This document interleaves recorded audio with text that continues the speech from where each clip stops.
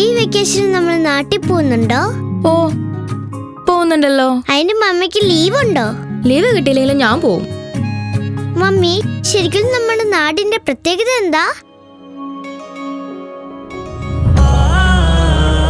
എന്റെ അച്ഛമ്മ പറയുമായിരുന്നു, നമ്മുടെ നാടിന് കഥകളിയുടെ കാഴ്ചകളാണെന്ന്.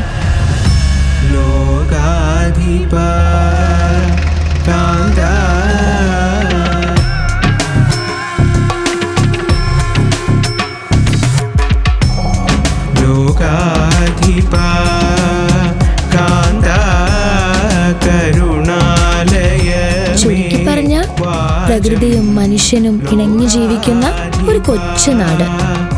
നാളികേരത്തിന്റെ ഗന്ധമുള്ള ദൈവത്തിന്റെ സ്വന്തം നാട്. ശുദ്ധമായ വെളിച്ചെണ്ണയും ഗ്ലിസറിനും നിറഞ്ഞ വൈഗ, നമ്മുടെ നാടിന്റെ സുഗന്ധം.